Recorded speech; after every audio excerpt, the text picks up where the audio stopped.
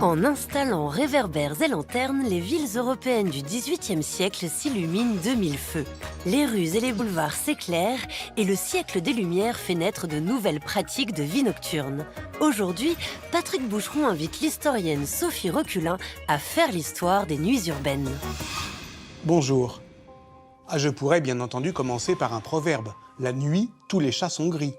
Mais quitte à parler de bêtes nocturnes, entre chien et loup, et puisque nous allons parler du siècle des Lumières, je préfère citer le grand naturaliste Buffon, qui écrivait dans ses histoires naturelles que le risque de la nuit, c'est qu'on y prend un buisson dont on est près pour un grand arbre dont on est loin. C'est exactement cela. Bien avant celle du 4 août 1789, la nuit abolit les privilèges. Elle nous introduit dans cette zone dangereuse où le jugement est suspendu. Est-ce pour cela qu'on entendit pendant la Révolution qu'il fallait pendre les aristocrates à la lanterne? Nous allons tenter de répondre à cette question, qui engage à la fois l'histoire glorieuse des illuminations du pouvoir et celle plus humble des allumeurs de réverbères. Spécialiste des lumières de la ville au XVIIIe siècle, Sophie Reculin va nous en conter l'histoire. Mais avant de l'écouter, transportons-nous à Paris, en juillet 1789, dans le clair-obscur des lendemains d'une journée révolutionnaire. Commençons notre histoire au tout début de la Révolution française. Nous sommes quelques jours après la prise de la Bastille, le 23 juillet 1789, à Paris. Sur cette gravure, on peut voir la foule, la masse du peuple de Paris qui, ce jour-là, place de Grève, est en train de molester deux figures symboliques de l'Ancien Régime. L'intendant Berthier de Sauvigny et Foulon. Dans la cohue générale et les cris « à la lanterne », on les pend à un réverbère avant de les décapiter. Derrière cet épisode sombre, un symbole important pour notre histoire émerge. La lanterne, ou le réverbère, avec ses airs de potence, a d'abord été au XVIIe siècle le signe du pouvoir royal. Pendre un aristocrate à une lanterne, c'est avant tout l'histoire d'un retournement de symboles. Mais en quoi cela nous intéresse pour faire l'histoire des nuits urbaines? Revenons un peu en arrière. Dans la deuxième moitié du XVIIe siècle, nombreux sont les souverains qui décident d'éclairer leur ville. C'est le cas de Frédéric Guillaume Ier à Berlin, mais aussi de l'empereur Léopold Ier à Vienne. En France, Louis XIV impose en 1667 pour Paris, puis en 1697 à toutes les villes de province, de mettre en place des lanternes pour éclairer les nuits. Or, ça coûte cher. Ces lumières royales entraînent de nouveaux impôts et donc renforcent un sentiment d'oppression. Pas étonnant donc que pendre des aristocrates aux lanternes en 1789 devienne un symbole révolutionnaire. Les lanternes du peuple ont permis la naissance d'une nouvelle vie nocturne. Mais d'ailleurs, avant les lanternes et les réverbères, à quoi ressemblait cette vie nocturne? Le développement de la vie nocturne est un phénomène qu'on peut faire remonter au XVIIIe siècle. Ce phénomène cohabite avec une perception encore très négative de la nuit des populations rurales et urbaines. Depuis la fin du Moyen-Âge, l'imaginaire des heures sombres est associé au diable, aux sorcières et aux fantômes. En ville, un passant sans lanterne peut être suspecté de commettre un adultère, un vol ou un crime. Pour les juristes, la nuit constitue une circonstance aggravante, parce qu'il serait plus facile de commettre un délit ou un crime dans les ténèbres. D'autres stratégies sont mises en œuvre pour limiter les circulations nocturnes dans la ville, comme la mise en place d'un couvre-feu dès la fin du Moyen-Âge. La sonnerie de la retraite annonce aux habitants qu'il est temps de rejoindre le foyer et de cesser le travail avant la fermeture des portes de la ville et des maisons.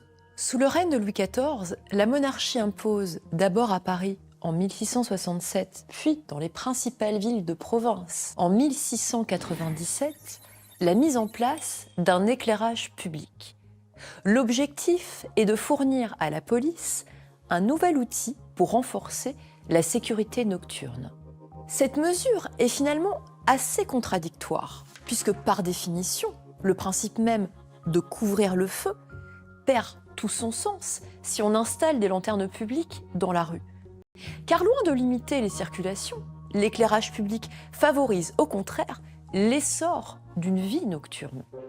Ah, la vie nocturne. On oublie qu'avant toute chose, au XVIIe et au XVIIIe siècle, éclairer la nuit est synonyme d'illuminer les rois, les églises et les cathédrales, et donc de mettre en valeur, par la lumière, le pouvoir. Dès la Renaissance, les rois profitent des nuits pour mettre en scène ce qu'on appelle leurs entrées royales dans les villes. Entourés de flambeaux et de lanternes portées par des habitants bien souvent obligés de le faire, les souverains s'offrent ainsi de véritables spectacles de lumière qui mettent en valeur leur aura et leur puissance. Cet usage politique des lumières nocturnes associe de plus en plus le prince au soleil, comme dans les cours allemandes, espagnoles et françaises. Les places royales et les événements liés aux familles souveraines ne sont pas en reste. On éclaire la place des Victoires à Paris et toutes les fêtes, victoires, naissances et mariages s'accompagnent de tout un univers lumineux, féerique et pyrotechnique. Mais l'installation des lanternes et la diffusion des réverbères au XVIIIe siècle va faire naître une autre histoire, plus sociale, plus proche du peuple. Faire l'histoire des nuits urbaines, c'est s'intéresser aux lanternes publiques dans leur matérialité, en tant qu'objet technique. En 1763, l'Académie des sciences organise pour la première fois un concours sur la meilleure manière d'éclairer les rues d'une grande ville, à la demande du lieutenant général de police, qui est représenté sur cette médaille commémorative. L'ingénieur mécanicien bourgeois de Châteaublanc fait partie des lauréats du concours. C'est sa lanterne à réverbère que la lieutenance générale de police fait le choix d'installer dans la capitale. Les réverbères, ce sont ces petits miroirs concaves insérés derrière chaque bec de lanterne et à l'intérieur du chapiteau, qui permettent de mieux réfléchir la lumière. Ces nouveaux luminaires fonctionnent à l'huile végétale ou animale qui se consume sur une mèche plate. La popularité des réverbères se répand rapidement dans les villes de province, où les citadins pétitionnent pour en installer dans leur quartier. Comme dans cette pétition de Tours, à la veille de la Révolution française, dans laquelle près de 60 citadins et citadines réclament des lanternes à réverbères. Entre les années 1770 et les années 1780, le Royaume de France s'illumine grâce à une compagnie parisienne, la société Tourtis-Sangrain. Comment expliquer un tel succès ? Parce que les lanternes à réverbères incarnent désormais la sécurité et l'urbanité. Parce qu'elles remplacent symboliquement les murailles. C'est donc toute une panoplie de lanternes et de réverbères de formes et d'intensités différentes qui viennent illuminer les villes européennes. Mais c'est aussi, à la veille de la Révolution française, tout un monde qui change. Comme on peut le voir sur ce dessin intitulé « Scène populaire au coin de la rue Saint-Honoré » d'Henri-Joseph van Blarenberg, les hommes et les femmes sortent, se rencontrent, commercent. Et cela en pleine nuit. Festivités, bals masqués, concerts, tripots, débits de boissons, toute la vie nocturne change au profit de nouveaux usages populaires de la nuit. Ainsi, peu à peu, la nuit n'appartient plus seulement au roi. Alors, le siècle des Lumières serait-il aussi celui qui a éclairé les nuits populaires ? Et d'ailleurs, qui s'occupe d'allumer les nuits urbaines ? Bien d'autres acteurs que les inventeurs et les entrepreneurs gravitent autour des lanternes. Les allumeurs. Au XVIIIe siècle, l'image que la société se fait du métier d'allumeur, de réverbère, est très éloignée de la représentation poétique que nous en a laissée Antoine de Saint-Exupéry. Allumer les lanternes n'est d'ailleurs pas encore à proprement parler un métier, mais plutôt une charge saisonnière, hivernale et mal rémunérée. La journée de l'allumeur de réverbère commence de bonne heure le matin, pour ne pas être gêné par la circulation des habitants. C'est le moment du nettoyage des vitres des lanternes et des réverbères dans son département. Le soir, il est accompagné d'un acolyte qui se charge d'ouvrir la boîte, qui retire la corde pour descendre la lanterne, tandis qu'il met le feu à chaque bec. Mais contrairement aux apparences de tranquillité qui se dégage de ces gestes simples, allumer les lanternes n'est pas de tout repos. Le mauvais temps peut rendre la tâche plus difficile, quand ce ne sont pas les habitants eux-mêmes qui s'en mêlent. Les archives regorgent d'ordonnances de police interdisant d'agresser verbalement ou physiquement les allumeurs et de procès-verbaux qui témoignent de l'importance du phénomène. Les allumeurs ont aussi mauvaise réputation. Ils agacent les riverains pressés, sont accusés de mal exécuter leurs tâches et de chercher à détourner l'huile à leur propre usage. Peut-être est-ce encore plus difficile pour une femme d'exercer cette charge. Dans les villes où la fonction s'est féminisée, comme à Rennes, un officier municipal chargé de les rétribuer désigne les allumeuses sous le nom de femelles et de beaux sérail.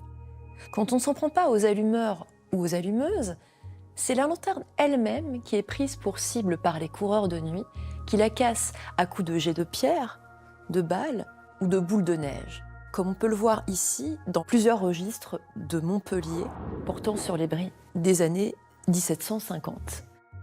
On s'aperçoit toutefois que ce nouveau type de délit tend à se raréfier à la veille de la Révolution, peut-être par un phénomène d'appropriation de l'objet par les populations urbaines. Si nous revenons place de Grève ce 23 juillet 1789, on comprend bien que derrière le symbole de la lanterne se cache une histoire politique où nuit et jour, illuminations et vie nocturne sont comme deux mondes qui se rencontrent au moment de la Révolution. C'est une histoire faite de symboles. L'Ancien Régime et les contre-révolutionnaires s'apparentent à la nuit, alors que le Nouveau Monde, promis par la Révolution, vient se saisir de la symbolique du jour, de l'aube et des rayons de soleil. Et pourquoi pas alors bannir la nuit, permettre au jour et à l'esprit des Lumières de s'étendre, sans crépuscule.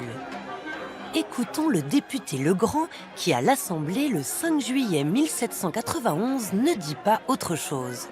Je demande, dit-il, que cette vaine distinction de jour et de nuit soit bannie. Il n'en faudra pas plus pour que des projets pharaoniques voient le jour au XIXe siècle, comme ce projet de Tour Soleil de Jules Bourdet qui devait, du haut de ses 360 mètres, éclairer une grande partie de la ville lumière et abolir, enfin, la nuit. Finalement, le projet de la Tour Soleil est rejeté. La lanterne à réverbère a failli connaître le même sort. Lors des premiers essais réalisés dans la capitale à l'occasion du concours académique de 1763. Inventeurs et spectateurs craignent alors l'éblouissement des passants et des chevaux. Au fond, la crainte de l'éblouissement, produit par une lumière trop intense, exprimée dès le XVIIIe siècle, ne trouve-t-elle pas un écho dans le phénomène de la pollution lumineuse aujourd'hui ?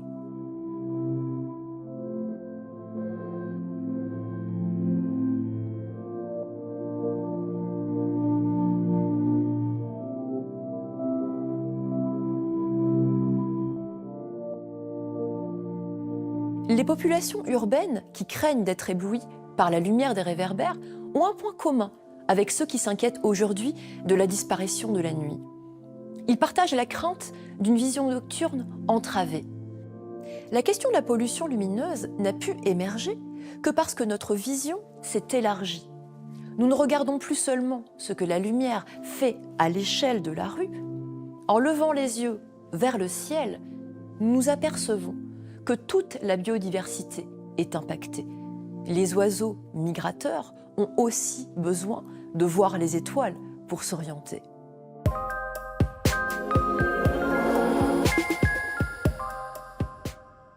Faut-il vraiment que le jour abolisse la nuit ? Faire reculer les ténèbres était, on l'a compris, le grand dessein des Lumières. Et parce qu'il était indissociablement philosophique et technique, il avait la ville pour théâtre. Mais éclairer ces sombres recoins pour surveiller ces déviances, et aussi le projet des pouvoirs, de tous les pouvoirs. Le monde risque aujourd'hui d'être plongé dans une aurore blême qui n'est pas moins infidèle au jour qu'à la nuit. Elle noie toute chose dans une lumière blanche, celle des parkings, des aéroports, des open space, 24 heures sur 24 et 7 jours sur 7. Tel est le titre du livre de Jonathan Cowie, 24/7, sous-titré « Le capitalisme à l'assaut du sommeil » et dont je vous conseille la lecture.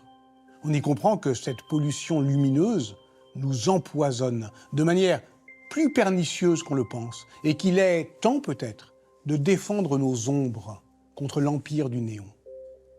Au revoir.